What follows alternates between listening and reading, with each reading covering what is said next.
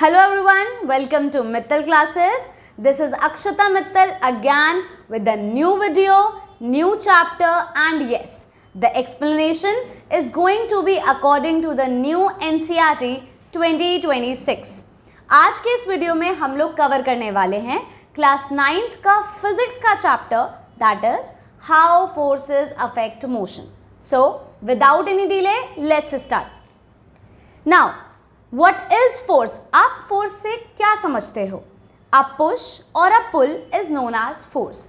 किसी भी चीज को अगर आप पुश कर रहे हो, धक्का दे रहे हो, या फिर किसी भी चीज को खींच रहे हो, पुल कर रहे हो, that means that is force. Both the conditions are known as force. Now effects of force. Force की वजह से क्या क्या हो सकता है? Those are known as effects of force. तो पहला effect is make an object move from rest. कोई भी चीज रेस्ट पर है या स्टेशनरी. बेटा rest and stationary is one and the same thing. बस एक ए का डिफरेंस है. आपको पता है stationery, one is your stationery ERY, जो आपके मटेरियल्स होते हैं like your pens, your pencils, this is stationery ERY.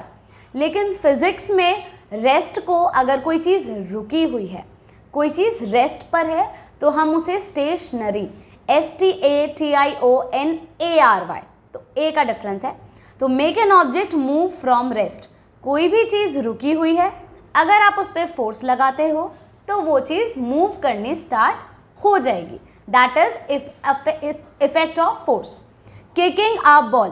For example यहाँ पे एक बॉल है, आपने उसको फोर्स लगाया, ये फुटबॉलर है, उसने फुटबॉल पे फोर्स लगाया, तो वो क्या होगी? जो बॉल रेस्ट पर थी it will start moving. Next effect is stop a moving object. कोई भी चीज़ मूव हो रही है तो आप फोर्स से उसे रोक भी सकते हो. जैसे for example a football stopped bye a goalkeeper. यहाँ पे आप देख सकते हो दिस इज द गोलकीपर, और यहाँ पे उसने इस फुटबॉल को रोका बाय अप्लाइंग फोर्स. तो कोई चीज़ भागती हुई आ रही थी और फोर्स लगाने की वजह से वो रुक गई. That means this is one of the effect of force. Third, change the speed of a moving object. कोई भी चीज़ मूव कर रही है तो आप उसकी स्पीड को इंक्रीज या डिक्रीज दोनों कर सकते हो. इंक्रीज का केस सुनो. जैसे फॉर एग्जाम्पल आप गाड़ी में बैठे हो और आपको फॉर बाय चांस गाड़ी चलानी आती है.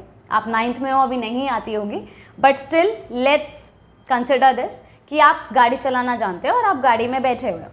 अब आपने देखा कि यार ट्रैफिक क्लियर है, there is no traffic on the road, तो आपने क्या करा? फोर्स लगाया एक्सेलरेटर पर. तो जैसे ही आपने एक्सेलरेटर पे फोर्स लगाया तो गाड़ी की स्पीड इंक्रीज हो गई. लेकिन आपने देखा अब आगे ट्रैफिक आ गया है, तो आपने ब्रेक पर फोर्स लगाया तो स्पीड डिक्रीज हो गई. तो फोर्स के दोनों इफेक्ट्स हो सकते हैं. It can increase the speed और it can decrease the speed. Next, change the direction of a moving object. किसी भी ऑब्जेक्ट की अगर डायरेक्शन चेंज करनी है, कोई भी ऑब्जेक्ट मूव कर रहा है और आपने उसकी डायरेक्शन चेंज करनी है, तो भी आप फोर्स लगा सकते हो. जैसे फॉर एग्जाम्पल क्रिकेटर, उसके पास बॉल आ रही है, बॉल दूसरी डायरेक्शन से आ रही है, उसने क्रिकेटर ने बॉल को हिट किया, तो अब वो दूसरी direction, it will move in the opposite direction, तो डायरेक्शन चेंज हो गई. तो डायरेक्शन चेंज भी हो सकती है by applying force. Next, change the shape of an object. बेटा हम ऑब्जेक्ट की शेप को भी चेंज कर सकते हैं बाय अप्लाइंग फोर्स. जैसे इस एग्जाम्पल में आप देख सकते हो a lemon is being squeezed. Lemon था, आप शेप भी देख सकते हो यहाँ पे original, it was a spherical shape, और जैसे ही आपने उसे स्क्वीज करा तो उसकी शेप चेंज हो गई. बलून है, उसमें पानी भरा हुआ है, आपने उसे प्रेस किया तो उसकी शेप चेंज हो गई. There are many examples of each effect. These are the examples जो एक एक एग्जाम्पल मैंने यहाँ मेंशन किए हैं. आपको कोई एग्जाम्पल याद आता है तो आप वो भी लिख सकते हो. Next is force is a vector quantity. बेटा आपको याद होगा when you read the chapter motion also, जब आपने समझा होगा तो आपने मोशन चैप्टर में दो तरीके की क्वांटिटीज पढ़ी होंगी. One is your scalar quantity and the other is your vector quantity. अब क्या होता है ये स्केलर और वेक्टर? स्केलर क्वांटिटी जिसमें सिर्फ और सिर्फ मैग्नीट्यूड होता है, एंड वेक्टर क्वांटिटी जिसमें मैग्नीट्यूड प्लस डायरेक्शन बोथ. तो that is a vector quantity. तो फोर्स एक वेक्टर क्वांटिटी होती है। आप समझो अगर आपने उस चैप्टर में इस टॉपिक को, वेक्टर स्केलर को मिस कर दिया है, थोड़ा सा रिकॉल कर लेते हैं। स्केलर क्वांटिटी बेटा जिसके अंदर सिर्फ मैग्नीट्यूड हो।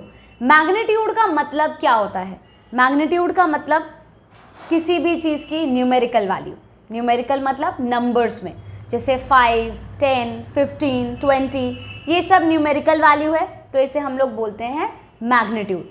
और वेक्टर क्या होता है? जिसमें डायरेक्शन होती है, positive, negative, left, right, west, east, north, south, up, down, बहुत सारे डायरेक्शंस। अगर आप अपने आंसर में डायरेक्शंस भी लिख रहे हो और मैग्नीट्यूड भी, तो वो वेक्टर क्वांटिटी होती है।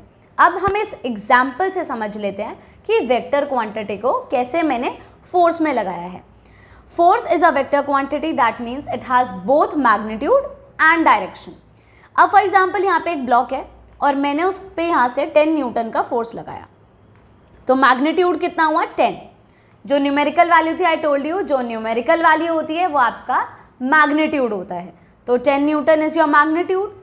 डायरेक्शन क्या हुआ? जब आपने इसको धक्का मारा तो ये चीज़ जो भी ब्लॉक है ये इधर की तरफ मूव करेगा, towards right. According to my page it's going to be right, तो मैंने क्या लिखा? It will get shifted towards right. तो यहाँ पे मैंने डायरेक्शन भी मेंशन करी है, that means magnitude plus direction, that's why force is a vector quantity. I hope you are clear with this. अब अगर आप चीज़ों को रिलेट करके पढ़ोगे, that's the best thing you can do in your 9th and 10th, 11th and 12th। सी चीज़ आप पहले भी पढ़ चुके हो, स्केलर और वेक्टर क्वांटिटी मोशन चैप्टर में। इसमें अगर आपके पास ये टॉपिक आया है तो आप रिकॉल करो कि वेक्टर क्वांटिटी मैंने उस चैप्टर में कौन कौन सी पढ़ी थी, स्केलर क्वांटिटी कौन सी पढ़ी थी। तो उस चीज़ से क्या होगा? आपका थोड़ा मोराल बूस्ट होगा, थोड़े मोटिवेट होगे कि हाँ मुझे पुराने वाला चैप्टर याद है। इन केस वो याद नहीं है तो पहले उस चैप्टर को थोड़ा ध्यान से पढ़ो, तब इस चैप्टर पे आओ, क्योंकि आगे आने वाले न्यूमेरिकल्स थोड़े से मोशन चैप्टर से भी रिलेटेड होंगे। तो इसीलिए अगर आपको टर्म्स थोड़ी सी अच्छे से समझनी है तो आपको मोशन चैप्टर ज़्यादा बेहतर पहले समझ के आओ, उसके बाद यहाँ आओ, ताकि चीज़ों को रिकॉल भी अच्छे से कर सको। चीज़ों को ऐसे रिलेट करके पढ़ोगे तो चीज़ें ज़्यादा लंबे टाइम तक आपके दिमाग में रहेगी। चलो next is types of force. बेटा फोर्स के भी बहुत सारे टाइप्स होते हैं, यहाँ पे हम लोग कुछ पढ़ने वाले हैं। जैसे first is your friction, opposite to motion. आपने क्लास 8th में भी पढ़ा होगा दैट व्हाट इज फ्रिक्शन। किसी भी ऑब्जेक्ट को अगर आप यहाँ से फोर्स लगा रहे हो, you can see in this figure कि एक बच्चा है और यहाँ पे वो फोर्स लगा रहा है, लेकिन वो ऑब्जेक्ट मूव नहीं कर पा रहा होगा या फिर हल्का मूव कर पा रहा होगा, तो कोई तो चीज़ होगी, कोई तो ऐसा फोर्स होगा जो इस मोशन को अपोज कर रहा होगा, तो that is force of friction, that always acts in the opposite direction of motion. See बच्चे ने फोर्स यहाँ पे लगाया तो मूव यहाँ करना चाहिए था, लेकिन फ्रिक्शनल फोर्स ऐसे लग रहा है, तो it's always the opposite direction of the motion. Next magnetic force क्या होता है? मैग्नेटिक फोर्स में हम लोग पोल्स के बारे में पढ़ते हैं। There are 2 poles, north pole and south pole. आप देख सकते हो अगर यहाँ पे साउथ पोल और नॉर्थ पोल, अगर आप डिफरेंट पोल्स पास में लेके आए हो तो वो पोल्स अट्रैक्ट हो रहे हैं, अगर आप सेम पोल्स पास में लेके आए हो तो वो रिपेल हो रहे हैं। रिपेल मीन्स एक दूसरे से दूर जाना। तो magnetic like poles there will be repulsion, magnetic unlike poles there will be attraction. Next force is electrostatic force. Electrostatic force is due to charges. 2 types of charges again, positive charge, negative charge. Figure में देखो फिर से, यहाँ positive charge, same charges हैं तो ये एक दूसरे को धक्का मारेंगे कि चलो भाई। नेगेटिव चार्जेस हैं, एक दूसरे को धक्का मारेंगे। और अगर सेम चार्ज, अगर एक चार्ज पॉजिटिव है एक चार्ज नेगेटिव है, डिफरेंट चार्जेस, तो ये एक दूसरे को अट्रैक्ट करेंगे। आपने सुना भी होगा opposites attract, this is quite relatable in our life also. So ये चीज़ हमारी थ्योरी में, हमारे प्रैक्टिकल लाइफ में, चाहे हमारी फिजिक्स की लाइफ में भी चलता है, that opposite poles are going to attract and opposite charges are also going to attract each other. Next is gravitation. बेटा ग्रेविटेशन का मतलब, हम लोग खड़े हुए हैं तो हम लोग उड़ क्यों नहीं रहे हैं? तो इसका मतलब कोई तो ऐसा फोर्स होगा जो हमें अर्थ की तरफ खींच रहा है। हमारी बॉल है, हमने ऊपर फेंकी, वापस नीचे क्यों आ गई? कोई तो फोर्स होगा जिसने खींचा उसको। एप्पल था, वो न्यूटन के सर पे गिरा, हो गई डिस्कवरी, ग्रेविटी, ग्रेविटेशन। तो टूवर्ड्स अर्थ। तो यहाँ पे बेटा you can see examples are given over है, बॉल है, एप्पल है, तो जो गिरे तो उसकी वजह से डिस्कवरी हो गई, और इसकी वजह से इस फोर्स को हम लोगों ने बोला gravitational force. Next comes your buoyant force. बेटा buoyant force acts in upward direction in liquids. You can see over here, it's buoyant, BU। Buoyant force you can see in this picture. एक object है, उसको आपने पानी में डाला, तो ऊपर बायंट फोर्स लग रहा है और नीचे वेट। सी एक ऑब्जेक्ट का वेट भी होगा तो वेट नीचे की तरफ, क्योंकि अर्थ की ग्रेविटी नीचे की तरफ, और बायंट फोर्स होता है ऊपर की तरफ। किसी भी लिक्विड का जो फोर्स होता है वो ऑब्जेक्ट पे ऊपर की तरफ लगेगा। तो आई होप आप फोर्सेस पढ़ चुके हो। और भी फोर्सेस हैं लाइक मस्कुलर फोर्स, आप साइकिल चला रहे हो, आप जिम कर रहे हो, कुछ भी कर रहे हो, इसमें मस्कुलर फोर्स भी है। तो बहुत सारे एग्जाम्पल्स हैं, there are some examples which I have specified. Muscular force आपको पता है, मसल्स का फोर्स होगा तो वो मस्कुलर फोर्स होगा, इसीलिए मैंने उस चीज़ को मेंशन यहाँ पर नहीं किया है। Next is your SI unit of force. See हम लोग हर जगह अलग अलग यूनिट्स यूज़ करें जी, यहाँ पे कुछ अलग, दूसरी कंट्री में अलग, तो this will be quite complicated. इसीलिए एक SI यूनिट बनती है, और ये चीज़ मुझे बताने की ज़रूरत नहीं है, आप पहले से ही पढ़ते आ रहे हो व्हाट आर SI यूनिट्स। लेकिन SI यूनिट फिर से रिकॉल करो, जैसे मैंने बोला कि recalling is the best thing you can do while you are doing your studies. जैसे हमने मोशन चैप्टर में पढ़ा था, डिस्टेंस की SI यूनिट याद करो, इट वाज मीटर। टाइम की याद करो, इट वाज सेकेंड। और स्पीड की याद करो, it was metre per second. Acceleration की याद करो, it was metre per second square. ऐसे ही रिलेट करो, दिमाग लगाओ थोड़ा सा। Now SI unit of force is newton, और इसको हम रिप्रेजेंट किससे करते हैं? Capital letter N। Next is measuring the magnitude of a force. हमें फोर्स का मैग्नीट्यूड मेजर करना है कि इस ऑब्जेक्ट पे कितना फोर्स लग रहा है, या कितना वेट है, या कितना फोर्स है। तो उस चीज़ के लिए हम लोग एक टूल यूज़ करते हैं, that is spring balance. When you pull the free end of a spring balance, it measures the force with which you pull the spring inside. See अगर मैंने एक ब्लॉक यहाँ पर लटका दिया, ठीक, तो ये स्प्रिंग खिंचेगी, spring like it's like this inside picture is this, and this is your picture from outside कि स्प्रिंग बैलेंस कैसे दिखता है। तो यहाँ पे अगर मैंने कैसे ऐसे एक ऑब्जेक्ट को यहाँ पे लटकाया, तो ये जो स्प्रिंग होगी ये नीचे को आ जाएगा। ये जो यहाँ पे आप देख सकते हो, this blue colour, this blue and red, it will come downwards. तो यहाँ पे आप देख सकते हो, यहाँ पे N is mention, that is Newton only, जो SI यूनिट है हमारी फोर्स की। तो हमें पता चल जाएगा कि कितना फोर्स अप्लाई हो रहा है थ्रू स्प्रिंग बैलेंस। इतना नहीं घुसना है इस टॉपिक में, it's like you have to remember कि हम लोग स्प्रिंग बैलेंस को कैसे यूज़ करते हैं और स्प्रिंग बैलेंस किस लिए यूज़ होता है। Next is balanced and unbalanced force. See बहुत प्यार से इसमें वर्ड से ही पता चल रहा है, बैलेंस मीन्स जहाँ बैलेंस्ड फोर्सेज होंगे, इक्वल फोर्सेज होंगे, अनबैलेंस्ड जहाँ अनइक्वल फोर्सेज होंगे। पढ़ते हैं, in real life more than one force actually acts on an object. अब रियल लाइफ में एक फोर्स कभी हमारे पे एक्सर्ट नहीं होता, एक से ज़्यादा होता है। जैसे कि pushing box on a surface, अभी आपको मैंने ऊपर बताया, जब ये बच्चा बॉक्स को पुश कर रहा था, सिर्फ इसका फोर्स नहीं लग रहा है, एक और फोर्स है छुपा हुआ, दैट इज फ्रिक्शनल फोर्स, जो नीचे से एक्ट कर रहा है अगेंस्ट द मोशन। तो एक फोर्स है, दो force, of course two forces. Next, ball floating on water, हमने पढ़ लिया, चलो बायंट फोर्स लगता है जी, लिक्विड ऊपर लगाता है। What about gravity? नीचे भी तो जा रही है, बॉल जो है वो उड़ क्यों रही है, मतलब नीचे भी तो प्रेस कर रही होगी, नीचे भी तो फोर्स लगा रही है, दैट इज ग्रेविटेशनल फोर्स। तो again two forces, buoyant force, gravitational force. तो कोई भी एक फोर्स नहीं लगेगा, एक से ज़्यादा लगेंगे, हो सकता है दो हो सकता है तीन हो सकता है चार हो। नेक्स्ट इज, अब हम लोग पढ़ेंगे डीप में what are balanced forces and what are unbalanced forces. पहला, balanced force, when two forces are equal in magnitude but opposite in direction, they are called balanced forces. अगर दो फोर्सेस मैग्नीट्यूड में equal हैं, magnitude I have told you numerical में, number value अगर उनकी equal है opposite direction में है तो हम उन्हें क्या बोलेंगे, बैलेंस्ड फोर्स। नेट फोर्स कितना आएगा, 0। अगर यहाँ से भी मैं उतना ही लगा रही हूँ, यहाँ से भी फोर्स उतना ही लगा रही हूँ, तो ऑब्जेक्ट तो मूव ही नहीं करेगा। दैट मीन्स नेट फोर्स कितना होगा, 0। Object does not move. थोड़ा एग्जाम्पल से समझ लेते हैं।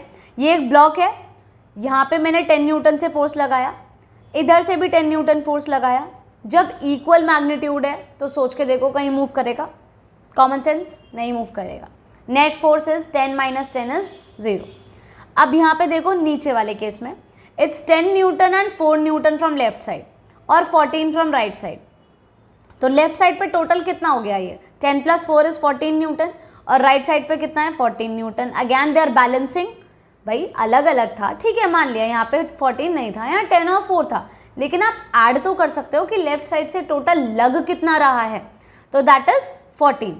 राइट साइड से भी कितना, 14। जब इक्वल फोर्स लग रहा है तो ऑब्जेक्ट मूव करेगा, नहीं करेगा। तो नेट फोर्स इज 10 + 4 पहले ऐड करा लेफ्ट साइड का, उसमें से 14 माइनस कर दिया, it is again 0। The object is not going to move. अब यहाँ पे जो मैं माइनस प्लस कर रही थी, थोड़ा कंफ्यूज हो गए होंगे, थोड़ा कॉन्सेप्ट पढ़ लेते हैं। जब दो फोर्सेस ऑपोजिट डायरेक्शन में लग रहे हो तो हम लोग कैसे निकालते हैं, माइनस करते हैं। आपने अभी देखा जब मैंने ऊपर निकाला था, यहाँ से एक 10 न्यूटन लग रहा था, यहाँ से एक 10, तो मैंने माइनस किया तो इट इज़ 0। अब अगर two forces in the same direction, same ही डायरेक्शन से लग रहे हैं, जैसे मान लो for example this is a block, मैंने यहाँ से लगाया 16 न्यूटन, यहाँ से लगाया 4 न्यूटन, तो what will be the net force.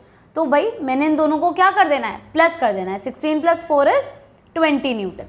तो अगर सेम डायरेक्शन में होगा तो ऐड, और अगर डिफरेंट डायरेक्शन में होगा, ऑपोजिट डायरेक्शंस में होगा तो minus. Balance force does not change the state of motion but it can change the shape and size of an object. See, balance forces की वजह से ऑब्जेक्ट ना इधर गया ना इधर गया, वो कहीं नहीं गया, वो वहीं का वहीं रहा। लेकिन अगर आपको आता है कि एक ऐसा इफेक्ट बताओ जो बैलेंस फोर्स का होता है, कंफ्यूज्ड कि बैलेंस फोर्स से तो हमने पढ़ा था कि मोशन होता ही नहीं है, एक चीज़ होती है, that is change in shape and change in size. You can see in this balloon. मैंने बलून पे मान लो यहाँ से आपके फ्रेंड, मान लो मैं यहाँ से लगा रही हूँ और आप यहाँ से लगाओ, हमने दोनों जगह से फोर्स लगाया, इक्वल लगाया। मैंने आपसे बोला कि भाई 10 न्यूटन लगना चाहिए, मैं 10 न्यूटन लगा रही हूँ, तो 10 न्यूटन आपने यहाँ से लगाया, 10 वहाँ से लगाया, तो बलून का शेप चेंज हो जाएगा, लेकिन बलून कहीं नहीं जाएगा, तो बलून का शेप तो चेंज हुआ ना। तो that is one of the effect of balanced force, shape change होना एंड साइज चेंज होना। साइज कैसे, रबर बैंड खींचो आप वहाँ से, मैं यहाँ से खींचती हूँ, मैंने खींचा, मैंने आपसे बोला मैं इधर 10 न्यूटन लगा रही हूँ अपनी तरफ, तू भी अपनी तरफ 10 न्यूटन लगा बेटा, तो 10 न्यूटन लगाया। जैसे ही 10 न्यूटन लगाया, आपने लगाया, मैंने लगाया, तो साइज चेंज हो गया, रबर बैंड का size changed, so this is balanced force. Now unbalanced force, when forces acting on an object are not equal, they are called unbalanced force। बेटा जब फोर्सेस किसी भी ऑब्जेक्ट पर फोर्सेस, नेट फोर्सेस इक्वल नहीं होते हैं तो हम उसे अनबैलेंस्ड फोर्स बोलते हैं। इसका net force is not going to be 0। Object moves in the direction of larger force. समझो क्या बोलने की कोशिश कर रहा है through the example I have mentioned. Block again 10 newton यहाँ से लगाया, 4 न्यूटन यहाँ से लगाया, तो नेट फोर्स कितना होगा। मैंने आपसे बोला जब ऑपोजिट डायरेक्शंस में होता है तो हम लोग माइनस करते हैं, तो 10 में से 4 माइनस किया तो कितना आ गया, 6 न्यूटन। अब डायरेक्शन मैंने आपको बताया था फोर्स की डायरेक्शन भी होती है, because force is a vector quantity. Recall again, relate word, 2 words, recall, relate, ये याद रखना। तो 10 - 4 इज 6 न्यूटन। डायरेक्शन कहाँ होगी भाई, इधर की तरफ ही चलेगा। यहाँ पे खड़ा हुआ इंसान 10 लगा रहा है, यहाँ छुटकू सा इंसान 4 लगा रहा है बेचारा, तो ऑफ कोर्स वो वहाँ चलेगा जहाँ ज़्यादा फोर्स लगा। तो 10 न्यूटन यहाँ से लगा तो it will move towards right, तो that is direction. Now again इसमें करो, इस वाले केस में 10 + 6, लेफ्ट साइड पे 16, राइट साइड पे 24। अब यहाँ पे अगैन ये तो अनबैलेंस्ड है, लेफ्ट साइड से 16 लग रहा है, राइट साइड से 24 लग रहा है, तो अगैन अनबैलेंस्ड फोर्स का एग्जाम्पल कैसे निकालना है। नेट 24 में से 16 माइनस करा, कितना आएगा, 8 न्यूटन आपका मैग्नीट्यूड आ गया। डायरेक्शन इधर ही चलेगा क्योंकि 24 Newton is more than 16 Newton, तो वो इधर चला, दैट मीन्स टूवर्ड्स लेफ्ट।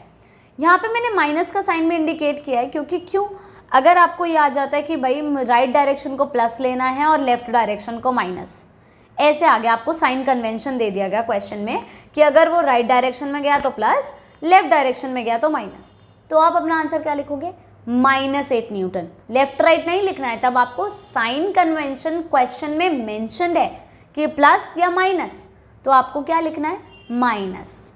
ठीक है, तो नहीं दे रखी है डायरेक्शन तो लेफ्ट राइट यूज़ करो, दे रखी है कि जी क्या डायरेक्शन यूज़ करनी है तो वो यूज़ करो। Now the force of friction often overlooked but always present. Friction को हम लोग ज़्यादातर क्या करते हैं, हम लोग इग्नोर कर देते हैं कि फोर्स ऑफ फ्रिक्शन क्या है, ठीक है कोई बात नहीं लग रहा होगा, लेकिन हमेशा ये प्रेजेंट रहता है, हमेशा हर चीज़ में ये प्रेजेंट है। When a force is applied to an object on a surface, the force of friction acts between the bottom of the object and the surface in the direction opposite to motion. जो मैं आपको ऊपर बता चुकी हूँ कि कोई भी एक ऑब्जेक्ट है, सरफेस से टच्ड है, तो वो हमेशा कहाँ लगेगा, बॉटम में, ऑब्जेक्ट के बॉटम में लगेगा और सरफेस पे लगेगा and in the direction opposite to motion. अगर आपने यहाँ से फोर्स लगाया तो फ्रिक्शन का फोर्स ऑपोजिट होगा। When applied force is greater than frictional force, तो ऑब्जेक्ट मूव करेगा। अगर आपने जी फोर्स ज़्यादा लगाया फ्रिक्शनल फोर्स से कंपैरिजन में, तभी ऑब्जेक्ट मूव करेगा। लेकिन अगर आपका अप्लाइड फोर्स फीका पड़ गया फ्रिक्शन फोर्स के सामने, तो आपका ऑब्जेक्ट मूव नहीं करेगा। नहीं समझ आया, एग्जाम्पल से समझ लेते हैं। जैसे कि पहली चीज़, यहाँ पे जो इंसान खड़े थे, सोच लो आप ही खड़े हो यहाँ पे, आप यहाँ पे खड़े हो और आपने लगाया है 10 न्यूटन फोर्स, फ्रिक्शन कितना लग रहा है, 6 न्यूटन फोर्स, तो क्या ऑब्जेक्ट मूव करेगा? हाँ करेगा। क्यों?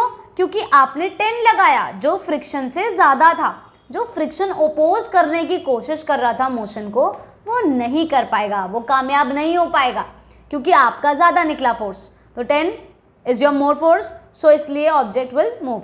नेक्स्ट, इस वाले केस को देखो, आपका फोर्स है 10 न्यूटन, फ्रिक्शनल फोर्स है 16, भाई फ्रिक्शन का फोर्स आपसे ज़्यादा हो गया, तो ऑब्जेक्ट विल नॉट मूव, कि आपको थोड़ी और मेहनत करके उस ऑब्जेक्ट पे और धक्का लगाना पड़ेगा और फोर्स लगाना पड़ेगा ताकि वो ऑब्जेक्ट मूव करे। तो ऑब्जेक्ट अभी तो फिलहाल मूव नहीं करने वाला है।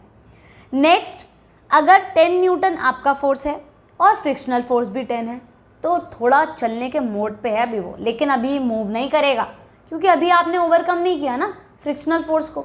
तो आपको क्या करना है, थोड़ा सा इसे बढ़ा देना, 1 न्यूटन बढ़ा दो तो चलना शुरू हो जाएगा। तो फिलहाल तो ये ऑब्जेक्ट नहीं मूव करने वाला है, because your force is equal to frictional force. Now key facts about friction, friction के थोड़े से फैक्ट्स पढ़ लेते हैं। Friction depends on nature of surfaces in contact. पहली चीज़, फ्रिक्शन किस पे डिपेंड करता है कि कौन सी चीज़ें कॉन्टैक्ट में है। Next, smoother surface have less, क्यों बोला मैंने इसे, स्मूदर सरफेस अगर होगा तो फ्रिक्शन कम होगा, और अगर रफ सरफेस होगा तो फ्रिक्शन ज़्यादा होगा। Multiple forces act on a moving object, आपको मैंने बता ही दिया कि किसी भी ऑब्जेक्ट पे मल्टीपल फोर्सेस लगते हैं, जैसे ऊपर बताया था 2 फोर्स, बायंट फोर्स में याद करो, एक नीचे की तरफ लग रहा था वेट की वजह से ग्रेविटेशनल फोर्स, एक ऊपर की तरफ लग रहा था, that was your buoyant force. अब इस केस में सुनो, आपने यहाँ पे खड़े होकर एक फोर्स लगाया, वो तो आपका अप्लाइड फोर्स हो गया जो आपने अप्लाई किया, लेकिन आपको पता ही है सरफेस मानने का नहीं है, वो लगाएगा फ्रिक्शनल फोर्स। ठीक है, ये 2 फोर्स तो आप पहले भी पढ़ चुके हो। 2 और फोर्सेस हैं, one is your normal force जो 90 डिग्री के एंगल पे काम करता है ऊपर की तरफ, one is your gravitational force जो नीचे की तरफ काम करता है। अब हम लोग इन फोर्सेस को क्यों नेग्लेक्ट कर देते हैं, क्योंकि ये एक दूसरे को बैलेंस कर देते हैं। नॉर्मल फोर्स और ग्रेविटेशनल फोर्स एक दूसरे को क्या कर देते हैं, बैलेंस, इसलिए हम इन फोर्सेस को कंसीडर ही नहीं करते। ऊपर हम लोग क्या कर रहे थे, हम लोग फोर्स निकाल रहे थे, जी आपने 10 लगाया, फ्रिक्शनल फोर्स 4 था, तो आपका कितना, आप ये ऑब्जेक्ट मूव करा नहीं करा, कितने फोर्स से करा, तो हम लोग किससे निकाल रहे थे, आपके फोर्स से और फ्रिक्शनल फोर्स से। इनको तो लिया ही नहीं हमने बेचारों को, क्यों नहीं लिया, क्योंकि ये बैलेंस कर देते हैं एक दूसरे को, तो no need. Next, motion depend on net force, motion हमेशा किस पे डिपेंड करेगा, नेट फोर्स पे, कि उस पर नेट फोर्स कितना हुआ। जी आप भर के लगा लो, 15 लगाओ, 20 लगाओ, 30 लगाओ, आप भर के लगा लो, फ्रिक्शनल फोर्स को आपको कंसिडर जब तक नहीं करोगे तब तक आपका नेट फोर्स नहीं निकलेगा। तो इसीलिए आपको नेट फोर्स निकालना है ये डिसाइड करने के लिए कि ऑब्जेक्ट मूव करेगा या नहीं करेगा। Air force also act. अब एक और फोर्स को हम लोग नेग्लेक्ट कर देते हैं, एयर फोर्स को। आपने ऑब्जेक्ट को धक्का लगाया, ठीक है जी, आपका ये अप्लाइड फोर्स हो गया, सरफेस ने अपना फ्रिक्शनल फोर्स का काम कर दिया। What about air force? जी हवा भी तो लगा रही होगी कुछ फोर्स, वो इतना कम होता है कि हम उसको नेग्लेक्ट कर देते हैं क्योंकि हमें अपनी कैलकुलेशंस इतनी कॉम्प्लेक्स नहीं करनी है, इसीलिए late it B. Air force होता है बट नेग्लेक्ट कर दिया जाता है। Next comes your scientist name. अब आ जाते हैं हम साइंटिस्ट पे।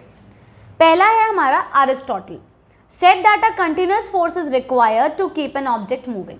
अरिस्टोटल ने क्या बोला? इन साइंटिस्ट जी ने बोला कि जी अगर आपको किसी ऑब्जेक्ट को मूव करना है और मूव करते रहना है तो आपको उस पर फोर्स लगाते रहना पड़ेगा।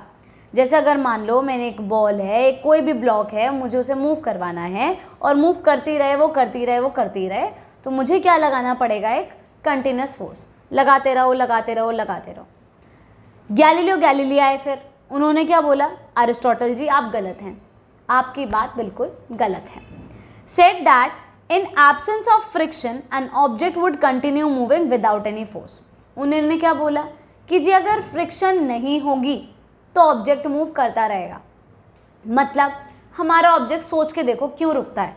मान लो फॉर एग्जाम्पल मैंने यहाँ पे हमारा कोई ग्राउंड है, आप जहाँ रूम में बैठे हुए हो, आपने एक बॉल ली और उस बॉल को आपने रोल करवा दिया, वो बॉल कहीं ना कहीं जाके रुकेगी। आपका क्या ख्याल है क्यों रुकी? वो मन कर रहा था बॉल का? नहीं, ऑफ कोर्स नॉट। ग्राउंड से एक फोर्स लग रहा था, मैंने आपको बताया, जो मोशन के ऑपोजिट लगता है। कौन सा फोर्स था वो? Frictional force. इसका मतलब मेरी जो बॉल रुकी वो फ्रिक्शन की वजह से रुकी। अब दूसरा केस सोचो, सोच के देखो, अगर फ्रिक्शन होता ही नहीं तो क्या वो बॉल रोल करती रहती? ऑफ कोर्स वो करती रहती, वो रुकी ही फ्रिक्शनल फोर्स की वजह से थी।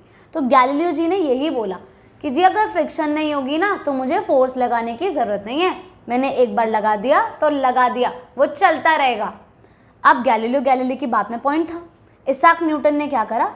इनकी बात को अपने फर्स्ट लॉ ऑफ मोशन में डाल दिया कि जी आप बात तो सही कह रहे हो, आपको चलो ठीक है, हम लोग आपकी बात को अपने लॉ ऑफ मोशन में डाल देते हैं। अब पढ़ेंगे हम Newton's laws of motion which are very important. अब यहाँ लॉज ऑफ मोशन है, थोड़ा सा relate, again I am doing relation. यहाँ लॉज ऑफ मोशन है, आपने मोशन चैप्टर में याद करो आपने पढ़ी थी इक्वेशंस ऑफ मोशन। अब आप सोच रहे होंगे डिफरेंस क्या है। सी अगर मैं होती तो मैं आपको डिफरेंस देती कि डिफरेंस मुझे बताओ, what is the difference between laws of motion and equations of motion. See equations हमने 3 पढ़ी थी, first equation of motion, second equation of motion, third equation of motion, जिसके थ्रू आपने न्यूमेरिकल्स भी करे थे मोशन चैप्टर में। दोज वर इक्वेशंस, वो v = u + at वाली, वो 3 इक्वेशंस थी। यहाँ लॉज हैं बेटा। इक्वेशन जो होती है वो is equal to, plus, minus, ये सब चीज़ें इंक्लूड करती हैं। वो इक्वेशन होती है जो हमारी बिल्कुल एक्सप्रेशन हो इक्वेशन वाला, जिसमें अल्फ़ाबेट्स हो, इज इक्वल टू हो, प्लस हो, माइनस हो, मैथमेटिकल एक्सप्रेशन हो, that is your equation. Law क्या होता है? स्टेटमेंट। कोई स्टेटमेंट हो, दैट इज़ योर लॉ। तो थोड़ा डिफरेंस को समझो, लॉज और equations, there is a difference. तो यहाँ पढ़ेंगे हम Newton's first law of motion. क्या बोलता है जी? स्टेट क्या करता है? वेरी इंपॉर्टेंट, स्टेट करने को आता है कि न्यूटन्स फर्स्ट लॉ क्या है, न्यूटन सेकेंड लॉ क्या है, न्यूटन थर्ड लॉ क्या है। An object at rest remains at rest and an object in motion continues to move with a constant velocity unless a net force acts upon the object। क्या बोला? एक object rest पर ही रहेगा जी और कोई object motion में ही रहेगा जी, जब तक आप उस पर बाहर से कोई फोर्स नहीं लगा देते। जैसे गैलीलियो ने बोला था कि भाई मेरी वो बॉल मूव करती रहेगी जब तक उस पर कोई फोर्स नहीं लगेगा, फ्रिक्शनल फोर्स नहीं लगेगा तो वो चलती जाएगी। ठीक, इसमें और क्या बोला कि अगर एक ऑब्जेक्ट रेस्ट पर है जी, रखी हुई है किताब, जब तक फोर्स लगाओगे नहीं किताब मूव नहीं करेगी। तो that is object at rest remains at rest and an object in motion remains in motion until and unless an external force is applied on it। चल, next is graphs for Newton's first law। बेटा graph हैं, आपकी NCERT में कुछ graphs दे रखे हैं Newton के first law से रिलेटेड। पहला है object at rest, no net force. Position time graph, velocity time graph आपने रेस्ट पे पढ़ा होगा। रेस्ट का मतलब है ऑब्जेक्ट मूविंग नहीं है, तो ऑब्जेक्ट एट रेस्ट का पोजीशन टाइम ग्राफ क्या होता है, ऐसे कि मतलब चल ही नहीं रहा है। आप ऐसे भी बना सकते हो, नो मैटर्स। रेस्ट पर है, चल गया जी, थोड़ा सा चल गया हमारा ऑब्जेक्ट, अब गाड़ी रुक गई है, अब हम बैठे हैं खाने पीने, अब हम समोसा खा रहे हैं बैठ के कहीं पे, तो इसका मतलब टाइम तो गुजरता जा रहा है लेकिन आपकी पोजीशन वही है। तो ये भी, इसे भी हम लोग बोल सकते हैं that it is at rest, this graph is for the object which is at rest.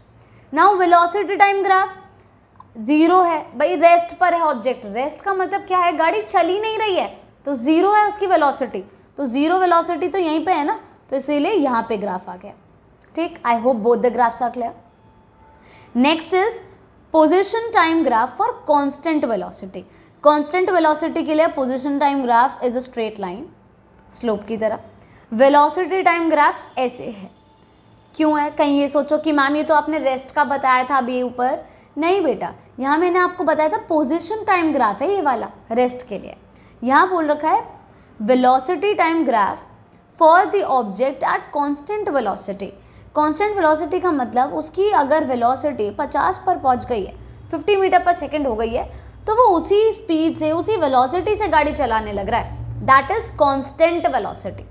यहाँ पर कांस्टेंट वेलोसिटी के लिए straight line, position time graph, और अगर वेलोसिटी टाइम ग्राफ है तो ऐसे straight line parallel to the time axis.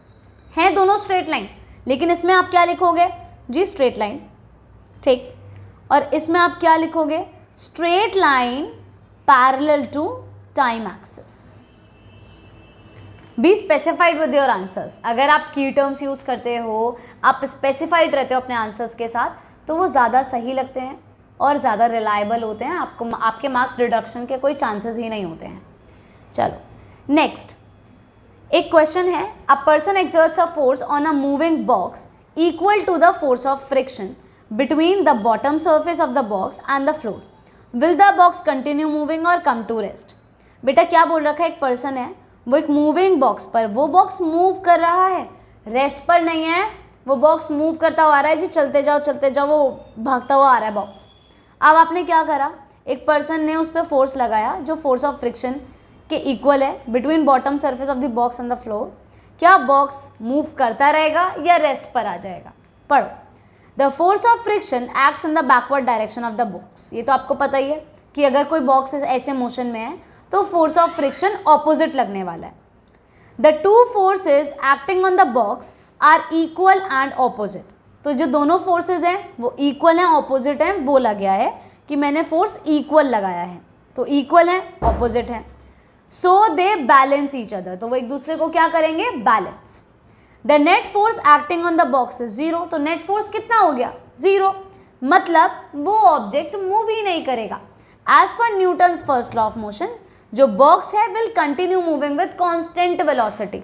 तो जो बॉक्स है पहले से भगा चला आ रहा था, मैंने उस पर फ्रिक्शन के जितना फोर्स लगाया, लेकिन वो बॉक्स एक्चुअली मूव कर रहा है, उसके पास ऑलरेडी एक वेलोसिटी है, उसमें वेलोसिटी में मैंने कोई ऐड ऑन नहीं करा।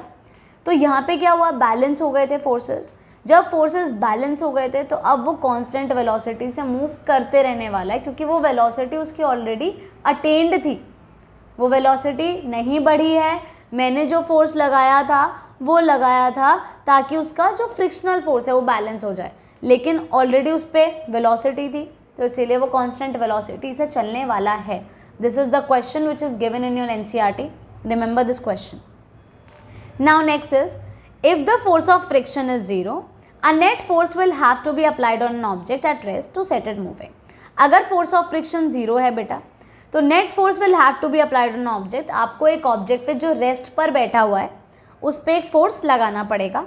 But once the object is moving, अब अगर लेकिन ऑब्जेक्ट एक बार मूव कर गया, जैसे आपने बॉल बैठे बैठे रोल करी, आप बेड पे बैठे हुए हो, मन कर रहा है आपका जी बॉल रोल करने का, कर दिया आपने, और फ्रिक्शन जीरो है, तो बॉल रुकेगी नहीं, पता नहीं कहाँ जाके रुकेगी। अगर दीवारें नहीं है तो वो पता नहीं कहाँ ही जाके रुकेगी, तो it will not stop. No further force is required to keep it moving. आपको अब फोर्स लगाने की ज़रूरत नहीं है, बेड से उठने की ज़रूरत नहीं है, वहाँ बैठ के आराम से नज़ारा देखो आप, वो चलती रहेगी विद अ कॉन्स्टेंट वेलोसिटी, एक कॉन्स्टेंट वेलोसिटी से। और to stop a moving object a force will have to be applied. अगर आपको उसको रोकना है तो आपको एक फोर्स लगाना पड़ेगा, जो उसके को बहुत ज़्यादा फोर्स लगाना पड़ेगा ताकि वो ऑब्जेक्ट रुक जाए। Newton second law of motion.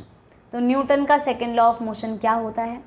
It states when a net force acts on an object, the object accelerates in the direction of the net force. The magnitude of the acceleration is proportional to the magnitude of the net force and is inversely proportional to the mass of the object.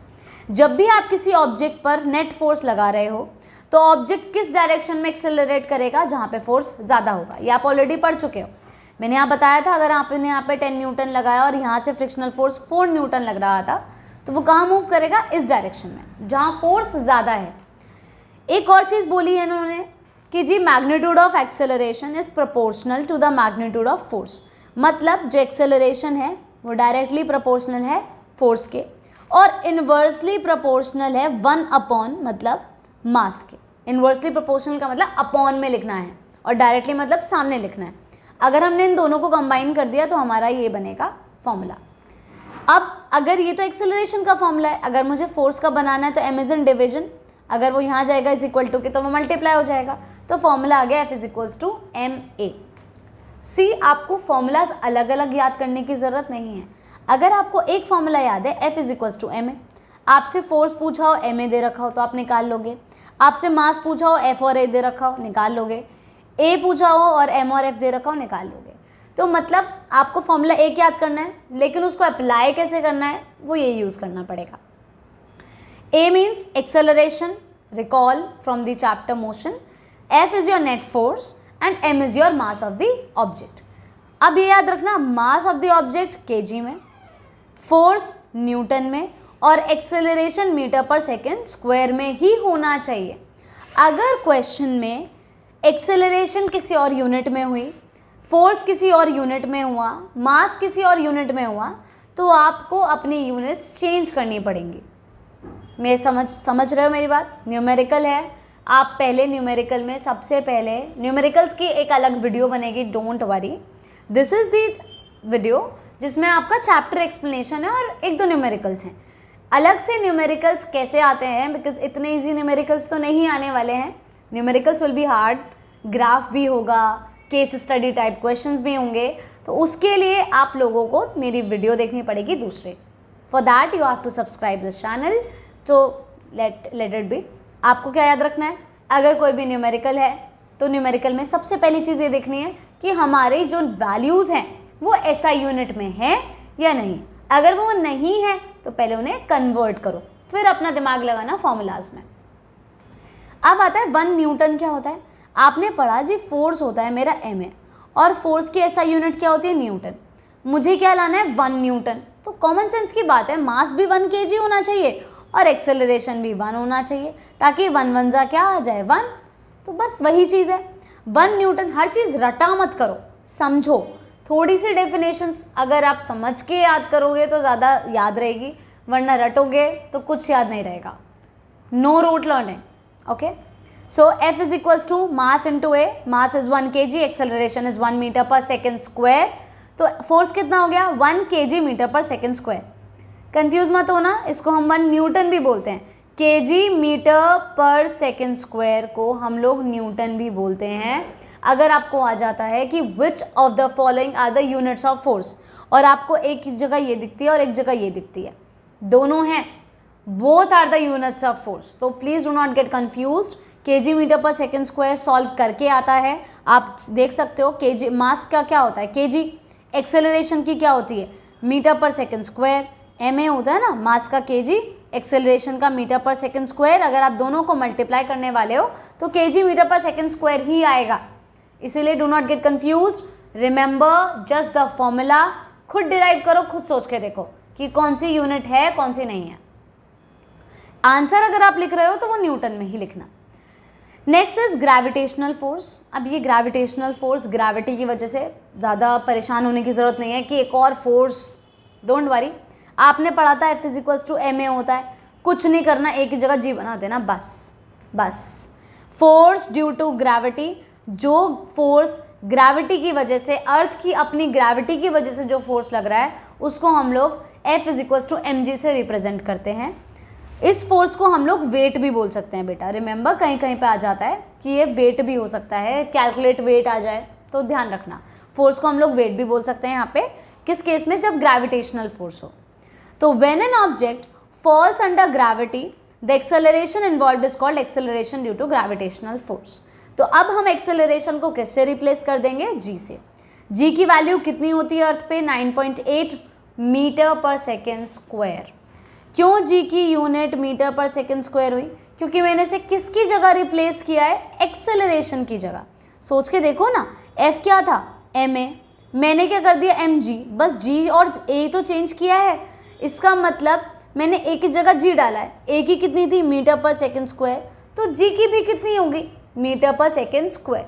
नाम क्या है जी का, acceleration due to gravity, है तो वो acceleration ही, चाहे gravity की वजह से सही, but it is acceleration. So 9.8 metre per second square. Now estimation, अगर हमें जल्दी जल्दी कैलकुलेशंस जल्दी करनी है तो हम लोग क्या करते हैं, 10 ले लेते हैं।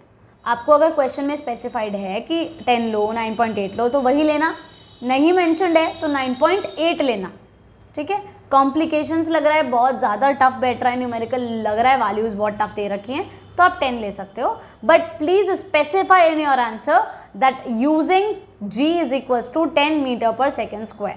That is the best you can do, कि आपने g 10 यूज़ करी है तो ऑलरेडी जो चेकर होगा उसको दिमाग में आ जाएगा, okay the student has use the value 10, तो this is the best representation. See आपके 10th में जो बोर्ड्स में अगर आप जाओगे, यू आर इन 9th, तो बोर्ड्स की आदत अभी से डालो।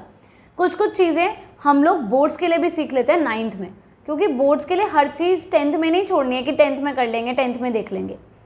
कुछ चीज़ें 9th में आदत डालोगे तो 10th में जाके पढ़ेंगी, इसीलिए अपने आंसर्स में कुछ चीज़ें स्पेसिफाइड लिखो, हर चीज़ लिखो।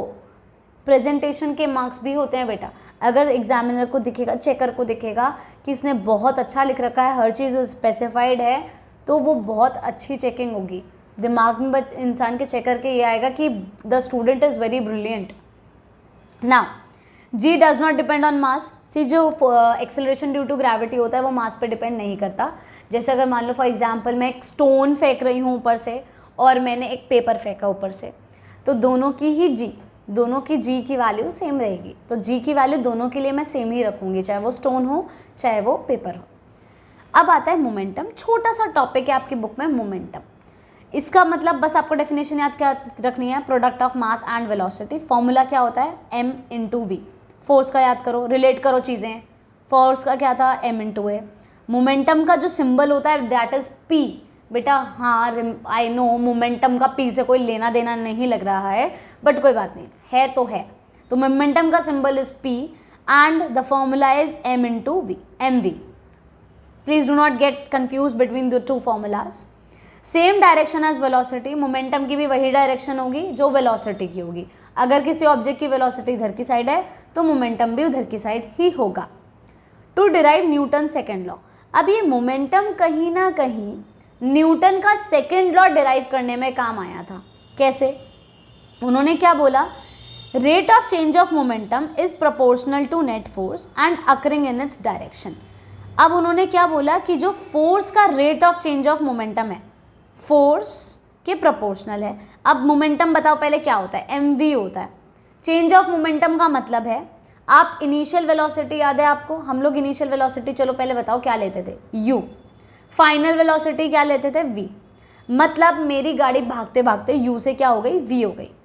मेरा मोमेंटम कितना चेंज होगा, पहले मोमेंटम बताओ इनिशियल केस में कितना होगा, m × u। mu वेलोसिटी तो रखनी है, mu रख लिया। दूसरे केस में मोमेंटम कितना होगा, mv। चेंज इन मोमेंटम कितना होगा, mv में से मैंने mu माइनस कर दिया, मतलब फाइनल मोमेंटम में से इनिशियल मोमेंटम मैंने क्या कर दिया, माइनस। क्या कॉमन निकालो, m कॉमन निकाल लो। यहाँ क्या बचेगा, v, और यहाँ क्या बचेगा, u। ये आ गया। एक वर्ड है यहाँ पे रेट। बेटा जब भी रेट आता है ना, rate of change of this, rate of change of this, तो नीचे हम लोग टाइम से डिवाइड करते हैं। तो यहाँ पे चेंज ऑफ मोमेंटम तो मैंने निकाल लिया, जी एम वी माइनस यू आ गया, लेकिन रेट है ना, तो नीचे क्या लगा दिया मैंने, टी। किसके डायरेक्टली प्रोपोर्शनल बोला ये जी, मेरे प्रोपोर्शनल है फोर्स के। अब आ जाओ पिछले चैप्टर पे, मोशन पे। याद है तो बढ़िया, नहीं याद तो पहले उसे पढ़ो तब इस चैप्टर पे आना। v minus u upon T, बेटा v minus u upon T किसका फॉर्मूला था, एक्सेलरेशन का, याद करो। बस तो उन्होंने क्या करा, इसको उठाया और किससे रिप्लेस कर दिया, a से। उनका फॉर्मूला बन के तैयार हो गया जी, बन गई मेरी, ये लो सब्जी, f is equals to m a की सब्जी बनाई है मैंने डिराइव कर करके, तो f is equals to m a formula derive हो गया। तो मोमेंटम से उन्होंने क्या करा, अपना फॉर्मूला डिराइव कर लिया था। Real life applications of Newton second law की कहाँ एप्लीकेशंस का मतलब आपकी ऐप्स नहीं है जो आप फ़ोन में यूज़ करते हो, एप्लीकेशंस मतलब है यूजेस, कि न्यूटन का सेकंड लॉ कहाँ पे यूज़ होता दिख रहा है। पहला example, pulling hands back while catching a cricket ball increases the time of stopping, reducing force and preventing injury. क्या करते हैं, आपने देखा होगा जब क्रिकेटर्स या जो भी फील्डिंग वगैरह कर रहे होते हैं, जब वो बॉल कैच करते हैं तो वो हैंड्स को थोड़ा पीछे लेते हैं, ऐसे पकड़ी और हाथ को थोड़ा पीछे खींचा। क्यों? Catching a cricket ball increases the time of stopping, अगर वो थोड़ा पीछे तक खींचेंगे तो टाइम क्या हो जाएगा, इंक्रीज हो जाएगा। टाइम से क्या फ़र्क पड़ा, यहाँ पे आ गया आपका वाला फॉर्मूला जिससे डिराइव करा था, अपनी सब्जी बनाई थी न्यूटन जी ने। तो f is equals to m we minus u upon t, this was your formula, right. तो यहाँ पे आपका क्या बढ़ा है, टी बढ़ा है, टाइम। आपने टाइम को क्या कर दिया, इंक्रीज, ऐसे कैच करते हुए टाइम इंक्रीज कर दिया, तो फोर्स क्या हो जाएगा, डिक्रीज। अब सोचो ना, जो अपॉन में होती हैं चीज़ें बेटा, वो इन्वर्सली प्रोपोर्शनल होती हैं। आपने टाइम को बढ़ाया तो फोर्स क्या हो गया, कम हो गया। बस फोर्स कम तो चोट कम लगेगी, हाथ में है ना। Air bags increase the time of impact during a collision, फिर से वही दूसरा एग्जाम्पल है। जो एयर बैग्स लगे हुए होते हैं बेटा गाड़ी वगैरह में, वो क्या होंगे, जब हम ठुकेंगे, भगवान करे ना हो, जब लेकिन एयर बैग्स आते हैं फॉर सेफ्टी पर्पज़, तो they increase the time of impact during a collision. जब भी कोई कोलाइड होगा तो एयर बैग्स बीच में आ जाएंगे, तो जो टाइम ऑफ कोलिजन है वो थोड़ा बढ़ जाएगा, तो फोर्स कम लगेगा। Reduces the force on passengers और इंजरी रिस्क कम हो जाएगा।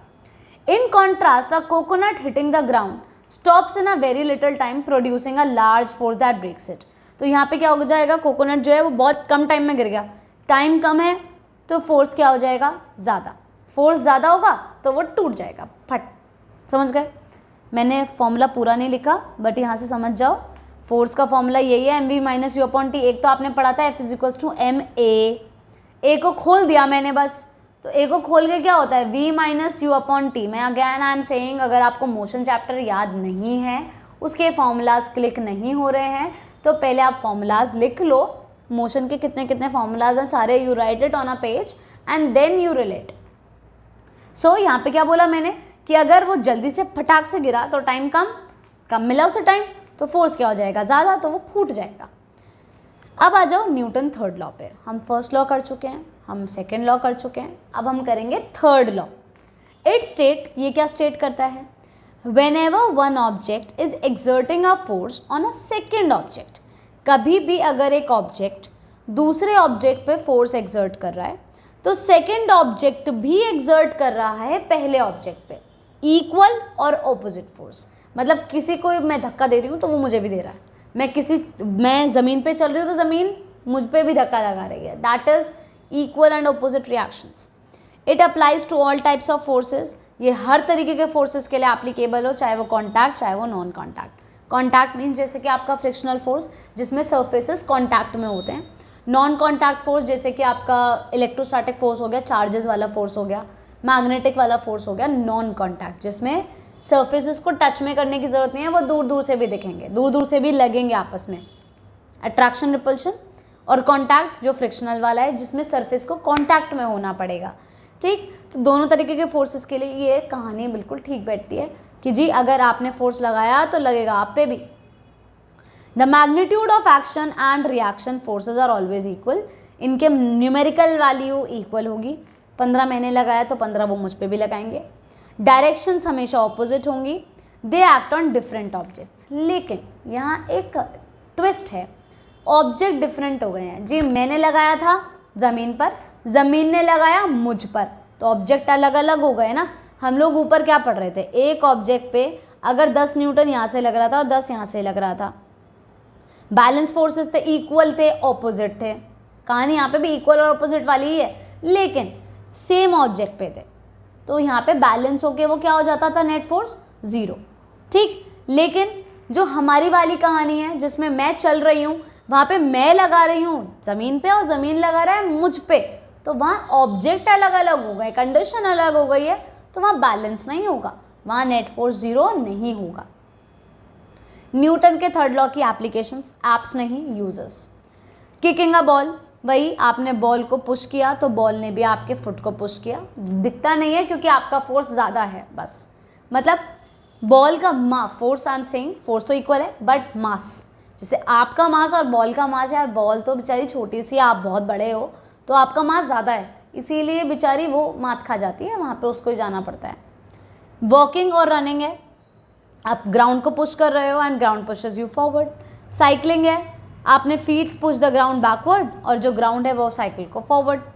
रोइंग है, पैडल पुशेस वाटर बैकवर्ड, ऐसे जो आप कर रहे हो पैडल को, या फिर आप जो बोट ऐसे चलाते हो पैरों से, आप बैकवर्ड कर रहे हो और वाटर जो है water pushes the boat forward. Rocket launch है, gas downward and rocket is pushed upward. Chandrayaan 3, the rocket engine fired gases opposite to the direction of motion, creating a backward force. This reduced the speed of the Vikram lander and helped it achieve a safe, soft landing on the moon. थोड़ी सी चंद्रयान 3 की story आपके NCERT में mentioned है कि इसमें rocket engine ने gases fire करे थे मोशन के डायरेक्शन के ऑपोजिट, उससे क्या हुआ, एक बैकवर्ड फोर्स जनरेट हुआ, तो विक्रम लैंडर की स्पीड थोड़ी कम हो गई थी, तो help it achieve a safe. अगर वो तेज़ होती तो वो तेज़ स्पीड से अगर वो लैंड करता तो वो टूट सकता था, इससे क्या हुआ, उसकी स्पीड थोड़ी कम हो गई तो वो सेफली लैंड कर पाया। ट्री क्लाइंबिंग, आप लेग्स को नीचे पुश कर करके और वो ट्री आपको ऊपर पुश करता है। अर्थ एंड द फ्रूट, अब एक क्वेश्चन है यहाँ पे, earth and the fruit apply equal and opposite gravitational force on each other. जब सेब गिरा था अर्थ पर, तो मैंने अभी आपको बताया कि सेब गिर रहा है, आया, अर्थ भी ऊपर आ रही होगी, इक्वल एंड अपोजिट रिएक्शंस, लेकिन फ्रूट तो अर्थ की तरफ आता है, अर्थ फ्रूट की तरफ नहीं जाती, क्यों? Because the mass of the earth is so large as compare to fruit that the acceleration of the earth caused by the force is extremely small. क्योंकि अर्थ का मास बहुत बड़ा है, उसकी एक्सेलरेशन आपको महसूस नहीं होगी, लेकिन जो एप्पल है उसका मास काफ़ी छोटा है तो उसकी एक्सेलरेशन आपको दिखेगी। This is the very important question which is mentioned in NCERT also. Next is force acting on a system of object. System क्या है ये? अभी तक आप क्या पढ़ रहे थे, एक ही ब्लॉक ले रहे थे, मेरा मन कर दिया मैंने आपको 2 ब्लॉक दे दिए, 3 दे दिए, चलो तो अब क्या करोगे, अब क्या करोगे? तो क्या करना है, देखो बेटा सिस्टम होता है, इसे बोलते हैं हम सिस्टम, कि पूरा एक सिस्टम तैयार करके दे दिया मैंने आपको 2 या 3 ब्लॉक्स का। When 2 objects are connected या 3 objects, we can treat them as single system। तो हम उन्हें क्या मानेंगे, सिंगल सिस्टम मानेंगे, ताकि हम लोग न्यूमेरिकल को सॉल्व आसानी से कर सकें। इंटरनल फोर्स, देखो सिस्टम में 2 तरीके के force, one is internal, other is external. External जो आपने अप्लाई करा है, जी मैं खींच रही हूँ किसी ट्रेन को, मैंने छोटी सी ट्रेन बना ली है बक्स से जोड़ जोड़ के और अब मैं उसे खींच रही हूँ, दैट इज, मैंने जो फोर्स लगाया that is external. Internal force क्या है? Tension T acting on both boxes, this need not be considered. बेटा टेंशन होती है, जैसे मान लो ये स्ट्रिंग लगाई है मैंने, दिस इज स्ट्रिंग, तो मैंने इसे स्ट्रिंग पे जो लगाया, जब मैंने इसे खींचा होगा तो दिस स्ट्रिंग पे भी थोड़ा सा लगा होगा फोर्स, तो उसे हम टेंशन बोल देते हैं, उसे हम नेग्लेक्ट कर देते हैं। तो नेग्लेक्टेड, टेंशन तो लग रही है बट हम लोग क्या करेंगे, इस फोर्स को कंसिडर करेंगे। तो हम लोग इसकी एक्सेलरेशन कैसे निकालेंगे? अब आप याद करो, आपने एक्सेलरेशन का ऊपर फॉर्मूला पढ़ा था न्यूटन्स फर्स्ट लॉ में से, A = F/m। नहीं है मेरा 1 m, क्या करूँ अब? 1 m तो नहीं है यहाँ पे, 2 m है, तो मैं क्या कर दूंगी, दोनों मासेस को प्लस कर दूंगी बेटा और यहाँ पे रख दूंगी। तो मैंने क्या करा, फॉर्मूला क्या बना लिया, A = F/m1 + m2। 3 होते तो मैं क्या बना लेती, A = F/m1 + m2 + m3, बस इतनी सी कहानी। फोर्सेस, आपने फोर्स का फॉर्मूला क्या पढ़ा था, ma। कोई बात नहीं जी, 2 मासेस हैं, हम 2 पढ़ लेंगे, m1 + m2 × a। ठीक, अब अगर मैं आता है ग्रेविटेशनल फोर्स, आपने gravitational force due to gravity क्या पढ़ा था, m × g mg, ma की जगह g रखा था, रिमेंबर? तो हम लोग क्या करेंगे, हाँ जी 2 मास दे दिया हमें, कोई बात नहीं, हम लोग क्या करेंगे, हम तो आसान करने वाले लोग हैं, तो हम लोग क्या करेंगे, मास को ऐसे कर देंगे m1 + m2g। The formula is very easy, कुछ नहीं है, आपको कुछ specified formulas, there are some formulas जो आपको याद करने हैं। पहली चीज़, आपका हर एक लॉ ऑफ मोशन क्या स्टेट करता है वो याद करना है, कितने आपके फार्मूलाज हैं वो याद करने हैं, एसआई यूनिट में न्यूमेरिकल्स में वो हैं या नहीं हैं वो याद रखने हैं। हर एक लॉ ऑफ मोशन का एप्लीकेशन आपको पता होना चाहिए, यूज़ क्या है वो पता होना चाहिए, फ्रिक्शनल फोर्स, बैलेंस्ड अनबैलेंस्ड कैसे निकालते हैं वो पता होना चाहिए। This is a very small chapter, easiest chapter of the book. इसमें भी गलती करोगे तो बहुत मुश्किल वाली बात है। तो if you have not understood any of the thing तो बताइए, कमेंट सेक्शन में ड्रॉप कर दीजिए what ever you have your doubts. And next thing, अभी ये हमने थियोरेटिकल पढ़ा है, अब इसके आगे मैं एक केस स्टडी का क्वेश्चन भी करवा देती हूँ। तो अब हम करेंगे केस स्टडी का क्वेश्चन, छोटी सी केस स्टडी है, सारे कॉन्सेप्ट्स जितने भी हमने पढ़े हैं, F = ma, A = F/m, gravitational force वाला, फोर्स ड्यू टू ग्रेविटी वाला क्वेश्चन पढ़ा है, सिस्टम वाला क्वेश्चन पढ़ा है, तो वो एक ही क्वेश्चन में मैंने पूरा आपका इंक्लूड कर दिया है। दोज आर ईजी वंस, अभी ईजी वाले कर रहे हैं, एक अलग से जो वीडियो बनेगी उसमें थोड़े टफ लेवल वाले क्वेश्चंस करेंगे, लेकिन अभी आपने ज़रा नया कॉन्सेप्ट पढ़ा है, थोड़ा सा कॉन्सेप्ट के अकॉर्डिंग मैं अब आपको केस स्टडी कराती हूँ। चलो, now we will do the case study question, छोटी सी केस स्टडी है। चलो, so this is the case study now. During the annual school science fair, students demonstrated various activities related to the force. Wait, एक second. Yes. During the annual school science fair, students demonstrated various activities related to force and motion. तो उन्होंने क्या करा, annual school science fair था तो students ने कुछ activities करी जो फोर्स एंड मोशन से रिलेटेड है। Aarav pushed a trolley carrying science model, तो आरव जो एक ट्रॉली पुल कर रहा था, पुश कर रहा था एक्चुअली, जिसमें साइंस मॉडल्स थे अक्रॉस द प्लेग्राउंड, तो वो प्लेग्राउंड में ले जा रहा होगा उन मॉडल्स को रखने के लिए। Trolley initially move from rest, तो पहले ट्रॉली जो थी रेस्ट पर थी, रुकी हुई थी, मूव करनी शुरू हुई, फिर वो एक्सेलरेट भी करी, उसने स्पीड को तेज़ भी करा। स्टूडेंट्स मेजर्ड फोर्सेस, स्टूडेंट्स ने फोर्सेस मेजर करे, साइंस फेयर है सब चीज़ें करेंगे वो। उन्होंने बैलेंस और अनबैलेंस फोर्स पढ़ा, एक्सपेरिमेंट्स करे न्यूटन्स के लॉज ऑफ मोशन पर, मोमेंटम पर, ग्रेविटेशन पर। सिंपल सी मैंने एक छोटी सी मतलब टॉपिक्स डाल दिए केस स्टडी में, तो ऐसे नहीं आएगी case study, it will be on single topic, 2-3 topic पे आ गया, मैंने इसमें सारे टॉपिक्स डाल दिए, तो इट्स नॉट वैसे केस स्टडी, बट आप थोड़े टॉपिक्स रिकॉल कर लो सारे एक साथ, इसीलिए मैंने बनाई है। चलो, पहला है Aarav pushes the trolley with his hands to make it move. Aarav क्या कर रहा है, मान लो पुश कर रहा है ट्रॉली को अपने हैंड से मूव करने के लिए, तो कौन से तरीके का फोर्स है यहाँ पे, मैग्नेटिक नहीं होगा, पोल्स नहीं है, मस्कुलर यस, इलेक्ट्रोस्टैटिक चार्जेस की बात नहीं हो रही है, ग्रेविटेशनल ग्रेविटी की बात नहीं हो रही है, यहाँ पे मस्कुलर फोर्स है, वो अपने हैंड से लगा रहा है, that is muscular force. Students want to measure the force applied on the trolley, तो स्टूडेंट्स को अपना क्या करना है, ट्रॉली पे कितना फोर्स अप्लाई हो रहा है वो उन्हें मेजर करना है, तो वो कौन सा इंस्ट्रूमेंट यूज़ करेंगे फोर्स मेजर करने के लिए, thermometer no, of course not, barometer no, spring balance yes, that is the answer, measuring cylinder no. Next is your, 2 students push a box from the opposite sides with equal force, एक box है, दोनों push कर रहे हैं, tug of war सुना है, tug of war, जिसमें मान लो 4 बच्चे यहाँ खड़े हुए हैं, 4 लड़के वहाँ खड़े हैं, 4 लड़कियाँ यहाँ खड़ी हैं और चल रहा है जी गेम तगड़ा, तो इक्वल फोर्स लगा रहे हैं, बॉक्स डज नॉट मूव, तो बॉक्स मूव नहीं कर रहा ना यहाँ ना यहाँ, तो कौन से तरीके का फोर्स लग रहा है, बैलेंस्ड फोर्स, कि वो मूव नहीं करा। Another group applies unequal force, अब यहाँ पे ज़्यादा लग रहा है और यहाँ पे कम लग रहा है, ठीक, तो अब कौन सा फोर्स लगा, unbalanced force. A book lying on a table remains at rest until someone moves it, क्या बोलना चाह रहा है कि एक बुक है वो रुकी हुई है, ठीक है, जब तक फोर्स नहीं लगेगा मूव नहीं होगी, ये किसने बोला था, किस लॉ ऑफ मोशन से ये रिलेट कर रहा है, फर्स्ट लॉ से, तो यहाँ यही पूछा है which law of motion is illustrated here, first law, कैसे, क्या बोला था न्यूटन्स के फर्स्ट लॉ ने, एक ऑब्जेक्ट रेस्ट पे रहेगा या कंटिन्यूस रहेगा, मूव करता रहेगा सेम मतलब कांस्टेंट वेलोसिटी से, जब तक उस पर कोई बाहर से फोर्स नहीं लग जाएगा, तो यही चीज़ इस एग्जाम्पल में है, तो एग्जाम्पल दे दिया और आपको फोर्स रिलेट करने को बोल दिया, रिलेट करो, relate. Next, a force of 60 Newton acts on an object of mass 12 kg। कितने न्यूटन का फोर्स है?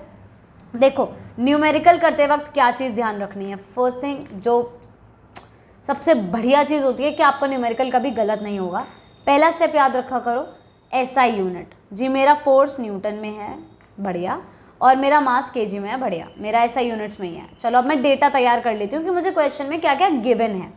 एक फोर्स गिवन है कितना, 60 न्यूटन। एक मास गिवन है कितना, 12 kg। मुझसे क्या पूछा है, एक्सेलरेशन। हो गया तैयार। क्या अब इस डेटा के बाद मुझे क्वेश्चन को फिर से पढ़ना पड़ेगा? नहीं, बार बार क्वेश्चन को पढ़ोगे, बार बार न्यूमेरिकल को पढ़ोगे तो भूल जाओगे। इसीलिए आप क्या करो, जो भी न्यूमेरिकल को आपको वैल्यूज गिवन है न्यूमेरिकल में कि ये गिवन है, ये गिवन है, ये पूछा है, ये पूछा है, उसके आगे क्वेश्चन मार्क लगा लो। तो अब क्या करोगे, आप सिर्फ अपना डेटा देखोगे, अच्छा ठीक है मुझे ये गिवन है, क्या यूज़ कर सकता हूँ। स्टेटमेंट पढ़ते रहोगे तो कन्फ्यूज होते रहोगे। ए का फॉर्मूला क्या था, याद करो, आपने फर्स्ट लॉ में पढ़ा था, F/m। सिंपल है, फोर्स कितना दे रखा है 60 और मास कितना दे रखा है 12, इट विल बी 5। तीसरी चीज़ जो याद रखनी है, पहली चीज़ मैंने आपको क्या बोला, आपने डेटा तैयार कर लिया न्यूमेरिकल में, याद रखना डेटा। सेकंड चीज़, आपका ये एसआई यूनिट में है या नहीं है, ये भी हो गया। थर्ड चीज़ आपका फॉर्मूला, आपको फॉर्मूला भी मेंशन करना है। अगर इन केस आपका आंसर गलत हो जाता है तो फॉर्मूलाज की स्टेप मार्किंग हो जाती है बेटा। तो first data, data means rough data बना लो क्या क्या दे रखा है। दूसरा SI unit, third formula, and fourth is your this SI unit, answer वाली एसआई यूनिट। ठीक, तो आंसर में ये मैंने एक्सेलरेशन निकाली है तो मैं क्या लिखूंगी, मीटर पर सेकेंड स्क्वायर। तो 4 things you have to remember while doing a numerical. First thing raw data, second thing कि जो आपकी यूनिट्स दे रखी थी, जो आपको गिवन है वो यूनिट एसआई यूनिट में है या नहीं। Third thing formula, fourth thing जो आपने निकाला वो एसआई यूनिट में आंसर है या नहीं। एसआई यूनिट में देना है, मार्क्स कट जाएंगे। नेक्स्ट, अब बॉडी ऑफ मास 8 kg, मैं फिर से डेटा लिखूंगी। अब मैं सारे न्यूमेरिकल ऐसे करूंगी। फर्स्ट थिंग क्या लिखना था मुझे, डेटा। तो मास कितना दे रखा है 8 kg, फिर दे रखा है एक्सेलरेट्स, तो एक्सेलरेशन। मुझसे क्या पूछा गया है, फोर्स, तो एफ इज आस्क्ड, और तो कुछ नहीं पूछा, डेटा से तैयार कर लो। सेकेंड चीज यूनिट में है नहीं है जी, मास केजी में है, acceleration metre per second square में, परफेक्ट। तो फोर्स का फॉर्मूला इज ma, मतलब मास इनटू एक्सेलरेशन, तो मास कितना है 8, मल्टीप्लाई, बेटा कुछ नहीं लिखा होता तो मल्टीप्लाई का साइन होता है, थोड़ा मैथ्स है ये। Acceleration is 4, that is 32 Newton. Newton क्या, फोर्स की ऐसा यूनिट। ठीक, next is a trolley of mass 10 kg, तो मास कितना दे रखा है 10 kg, स्टार्ट्स फ्रॉम रेस्ट। बेटा हर चीज़ जो दे रखी है ना, मैंने बोला डेटा बना लो। स्टार्ट का मतलब है, स्टार्ट्स फ्रॉम रेस्ट का मतलब इनिशियल वेलोसिटी कितनी दे रखी है उसकी 0, शुरू में वो रेस्ट पर है तो इनिशियल वेलोसिटी कितनी 0। इनिशियल वेलोसिटी को हम लोग किससे मार्क करते हैं, u, फाइनल को किससे मार्क करते हैं, v। ठीक, तो इनिशियल 0 है, रीचेज अ वेलोसिटी, अब उसकी v पहुँचते पहुँचते कितनी हो गई 20 मीटर पर सेकेंड। कितने टाइम में हुई, 5 सेकेंड में। डेटा कर लिया तैयार। क्या पूछा है, कैलकुलेट द फोर्स, ये पूछा है। ठीक है, आपने क्या पढ़ा था, फोर्स का फॉर्मूला ma। मेरी कहानी खराब हो जाएगी, क्यों, f पूछा है, m, चलो m दे रखा है, a नहीं दे रखा, दो चीज़ नहीं दे रखी फॉर्मूले में, कैसे निकाल दूंगी, तो मैं a को एक्सपैंड कर दूंगी ना, a को खोल दूंगी, तो f is equals to m, a का फॉर्मूला क्या होता था, v minus u upon t. अब स्पेसिफाइड है, फोर्स कितना दे रखा है आपको निकालना है, मास कितना है 10, v कितना है 20, u 0 upon time is given 5, तो f कितना हो गया बेटा 10 multiply by 20 minus 0 is your 20 upon 5। Calculate करो, 5 2 10, 20 2 इज योर 40। सिर्फ 40 लिख के काम छूट जाएगा, नहीं, आपको क्या लिखना पड़ेगा, ऐसा यूनिट में आंसर देना है। फोर्स की ऐसा यूनिट क्या होती है, न्यूटन। तो f is equals to 40 newton. ये this is your answer. Now a bag has mass 6 kg, bag का मास कितना दे रखा है 6 kg। टेक जी दिस, तो जी कितनी लेनी है 10 मीटर पर सेकेंड स्क्वायर। आपको निकालना है फोर्स ड्यू टू ग्रेविटी, तो आपने पढ़ा था, सिंपल सा था mg, ma की जगह जब फोर्स ड्यू टू ग्रेविटी था तो mg था, तो m कितना है 6, g कितना 10, ऐसा यूनिट में है, परफेक्ट। 6 10 60 एंड फोर्स ही निकालना है, अब भी कोई बहुत बड़ी चीज़ नहीं है, तो न्यूटन। तो ये आपका आंसर हो गया। Next, a football of mass 0.5 kg, मास कितना दे रखा है 0.5 kg, moving with a velocity, कितनी वेलोसिटी से वो मूव कर रहा है बेटा 12 मीटर पर सेकेंड। आपको क्या निकालना है मोमेंटम, मोमेंटम का सिंबल होता था P, जो अलग ही जा रहा है बिल्कुल सिंबल, नो वरीज कोई बात नहीं। तो मोमेंटम का फॉर्मूला क्या होता है mv, मतलब दोनों को मल्टीप्लाई करना है, मास 0.5 वेलोसिटी 12, तो your answer will be 6 kg metre per second. This is the SI unit of momentum बेटा। कैसे निकाली, अब हर चीज़ याद थोड़ी करोगे, मास की क्या होती है बेटा kg होती है, और v की क्या होती है मीटर पर सेकेंड होती है, दोनों को मल्टीप्लाई करा है kg मीटर पर सेकेंड, और यहाँ आंसर 6, दैट्स इट। ठीक, अब आ जाओ next question. A body of mass 5 kg, मास लिख लिया, चेंजेस इट्स वेलोसिटी फ्रॉम, बेटा जहाँ फ्रॉम होता है इसका मतलब u कितनी थी 4, 2 का मतलब है ये है v। कंफ्यूज हो जाते हैं कभी कभी बच्चे कि मैम समझ में नहीं आ रहा u क्या दे रखी है v क्या दे रखी है, भाई फ्रॉम है, आप यहाँ से चले और वहाँ तक गए, फ्रॉम होम टू स्कूल, तो पहले होम थे ना फिर स्कूल गए हो, तो फ्रॉम 4 मतलब कितना था शुरुआत में 4, टू 14 कितना हो गया 14 हो गया, टाइम कितना है 2 सेकेंड इज गिवन, आपको निकालना अगैन फोर्स। फिर से ये मैंने डेटा तैयार कर लिया, ऐसा यूनिट चेक करूंगी अब मैं, मास की केजी है वेरी गुड, यू की मीटर पर सेकंड अरे वाह बढ़िया, वी की भी मीटर पर सेकंड, टाइम की सेकंड बहुत बढ़िया, सब ऐसा यूनिट में मेरा। अब फोर्स का फॉर्मूला क्या पढ़ा था मैंने MA, जो पहला क्लिक होता है फॉर्मूला वो MA ही होता है, नहीं निकल रहा मेरा ए से यार, मेरा ए ही नहीं दे रखा, तो मैं क्या करूँगी इसे एक्सपैंड कर दूंगी, तो A को क्या कर दिया V minus u upon T, ये ए का फॉर्मूला होता है। F मुझे निकालना है, मास कितना गिवन है 5, V कितना गिवन है मुझे 14, U कितना गिवन है मुझे 4, टाइम कितना गिवन है मुझे 2, तो answer will B 5 into 14 minus 4 is your 10 upon 2, 2 5 10, तो इट विल बी 25। क्या 25 पे छोड़ दूँ, फोर्स निकाल रही हूँ तो क्या लिखोगे न्यूटन, तो यह force will be 25 Newton. Mention any one real life application, आपको यूज़ बताना है न्यूटन के सेकंड लॉ का, जो मैं आपको ऑलरेडी बहुत सारे लिखवा चुकी हूँ, तो नोट्स में थे, तो आप कोई सा भी लिख सकते हो। आप football is kicked harder, football को ज़्यादा हार्ड किक करोगे तो वो ज़्यादा एक्सेलरेट करेगी, क्योंकि आपने कितना फोर्स लगाया, ज़्यादा फोर्स लगाया। A rocket launches upward bye expelling gases downward, एक रॉकेट लॉन्च जो हो रही है वो ऊपर ज़्यादा जा रही है, क्यों, क्योंकि नीचे गैसेज जा रही हैं, तो ये कौन सा रिएक्शन है, ऑपोजिट वाला, तो कौन से लॉ में था ये, थर्ड वाले में, तो न्यूटन का थर्ड लॉ यहाँ पे बोला गया है। Mention any other application of this law, एक और यूज़ लिखो, तो बहुत सारे यूज़ थे वो, rowing of a boat, walking, running, तो आप कोई सा भी लिख सकते हो। Force acting on a system, बेटा सिस्टम जहाँ मैंने आपको बताया था एक ऑब्जेक्ट नहीं है मेरा बहुत सारे ऑब्जेक्ट्स हैं, क्या करूँ, तो मैं उसको सिस्टम बना लूँगी एक, तो यहाँ पे 2 ब्लॉक्स दिए गए हैं, डायग्राम बना लेते हैं, 4 kg का और एक 6 kg का, टाइट टुगेदर ऐसे टाई कर दो या फिर टुगेदर ऐसे टाई कर दो, इट कैन वैरी, ऐसे टाई किया, एक सिस्टम बना दिया। अब एक फोर्स है, कितने का फोर्स लगाया बेटा मैंने 50 न्यूटन का, 50 न्यूटन का मैंने फोर्स लगाया, एक्ट्स ऑन द सिस्टम।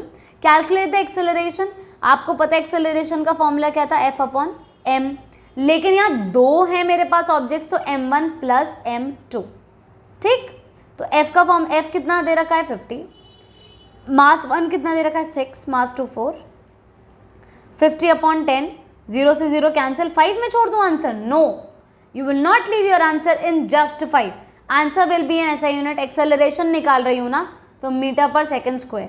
बच्चे क्या करते हैं, ज़्यादातर फोर्स पढ़ के गए हैं, ठीक है, फोर्स का लगा रहे हैं तो न्यूटन लिख देंगे, निकाल क्या रहे हो वो डिपेंड करता है। तो क्या पूछा था आपसे, एक्सेलरेशन पूछा था, तो मीटर पर second square will be your SI unit.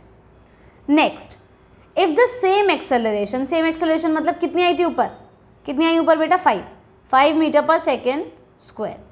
अब वो लग रही है कंबाइंड मास ऑफ 10 kg पर, मतलब मास कितना दे रखा है 10 kg, आपको अप्लाइड फोर्स निकालना है, तो फोर्स कितना m इंटू ए, ma मतलब m इंटू ए मतलब को कन्फ्यूज हो जाओगे तो लो ma, मास कितना 10, एक्सेलरेशन कितना 5, तो आंसर कितना आ गया 50, नो 50 न्यूटन, क्योंकि आप फोर्स निकाल रहे हो तो आप ऐसा यूनिट में अपना आंसर छोड़ोगे।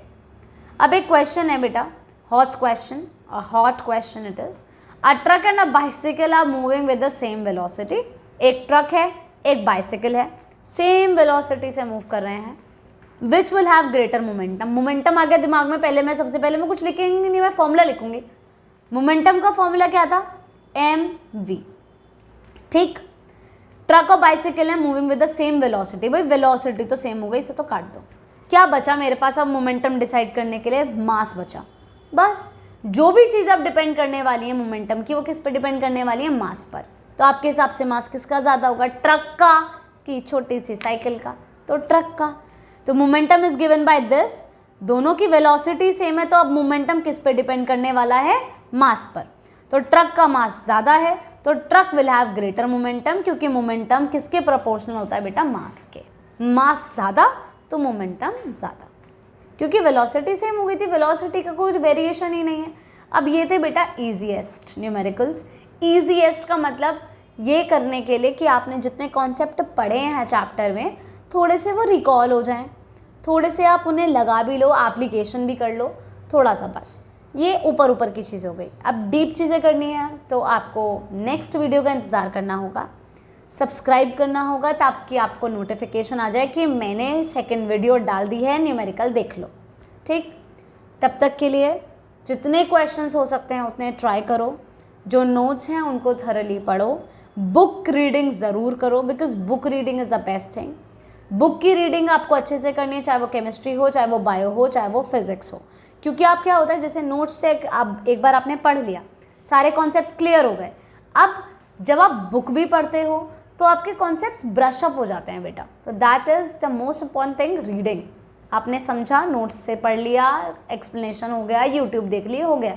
लेकिन अब क्या एनसीईआरटी ऐसे रख दोगे क्या, नहीं, खोलो, निकालो उस एनसीईआरटी को, क्योंकि कुछ कुछ चीज़ें होती हैं जो आपको नहीं दिखेंगी, उसमें न्यू चीज़ें होंगी जो हमें लगा कि हमें आती हैं तो हमने नोट्स में डाली, छोटी छोटी चीज़ें हैं, लेकिन आपके लिए वो बड़ी हुई। तो इसीलिए please read the NCERT also after watching this video. Thank you so much, take care, पढ़ते रहो, सब कुछ अच्छे से होगा। 9th क्लास में नई बुक्स आई हैं, इसका मतलब ये नहीं है कि सिलेबस टफ हो गया है, सिलेबस वही है, थोड़ा बहुत ऊपर नीचे, डिलीशन, एडिशन, बस। Very simple. All the best. Hope you will be doing good in your exams. Bye bye.